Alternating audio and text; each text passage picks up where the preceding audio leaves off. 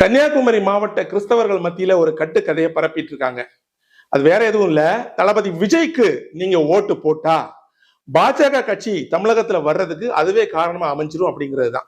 எப்படின்னா, விஜய்க்கு இவங்க ஒருவேளை ஓட்டு போட்டு விஜய் ஜெயிச்சிட்டாருன்னா பாஜக கூட சேர்ந்துருவாரு அப்படின்னு ஒரு கட்டுக்கதை. இந்த கட்டுக்கதையை பரப்புறது யாருன்னு பார்த்தா வேற யாரும் கிடையாது. திமுக இருந்து கைக்கூலி வாங்குற சில போதகர்கள், கைக்கூலி போதகர்கள் தான் இந்த கட்டுக்கதையை பரப்பிட்டு இருக்காங்க. இப்ப யாருக்கு ஓட்டு போடணும் போடக்கூடாது அப்படிங்கறத பத்தி நான் பேச வரல. அந்த போதகர்கள் அதை பத்தி பேசக்கூடாதான் பேசுறாங்க. ஆனா முக்கியமான ஒரு கேள்வியை கன்னியாகுமரி மக்கள்கிட்ட, குறிப்பா கன்னியாகுமரி கிறிஸ்தவ மக்கள்கிட்ட நான் கேட்கிறேன். இந்த கன்னியாகுமரி மாவட்டத்துல கனிம வளம் ஏற்றிட்டு போற லாரிகள் மோதி எத்தனை உயிர்கள் போயிருக்கு? இன்னும் வரைக்கும் ஏதாவது போதகர்கள் அதுக்கு எதிராக பேசினாங்களா? அதுக்கு எதிராக ஒரு எதிர்ப்பு குரலாவது கொடுத்தாங்களா? கிடையவே கிடையாது. தமிழகத்துல எவ்வளவோ சட்டம் ஒழுங்கு பிரச்சனைகள் இருக்கு, பெண்களுக்கு பாதுகாப்பு இல்லாத சூழல் இருக்கு, பெண்களுக்கு எதிரான கொடுமைகள் நிறைய நடந்துட்டே இருக்கு.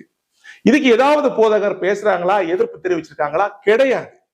ஏன்னா இவங்க திமுக கைக்கூலி வாங்கிட்டு வா மூடி இருக்கிற பொம்மைகள். ஆனா இப்ப தேர்தல் வந்த உடனே அந்த திமுக மீண்டும் கைக்கூலி வாங்கிட்டு இப்படி ஒரு கட்டுக்கதையை பரப்பிட்டு இருக்காங்க. சோ அவங்க என்ன கதையை வேணாலும் பரப்பட்டும், என்ன வேணாலும் செய்யட்டும். ஆனா மக்கள் நீங்க தான் சிந்திக்கணும். இந்த போதகர்கள் ஏன் இந்த மாதிரி கதையை பரப்புறாங்க? அதுவும் எலெக்ஷன் நேரத்துல. இவ்வளவு நாளா விஜய் பத்தி இவங்களுக்கு தெரியல. இப்ப எலெக்ஷன் நெருங்கும் போதுதான் விஜய் பாஜக சேருவாருன்னு இவங்களுக்கு தெரிஞ்சிருக்கு. சோ இப்படிப்பட்ட போதகரோட பேச்சை நம்பாம நீங்க சுயமா சிந்திச்சு நம்ம தமிழகத்துக்கு யாரு நல்லது செய்வா அப்படிங்கிற அடிப்படையில உங்க வாக்குகளை செலுத்துங்க.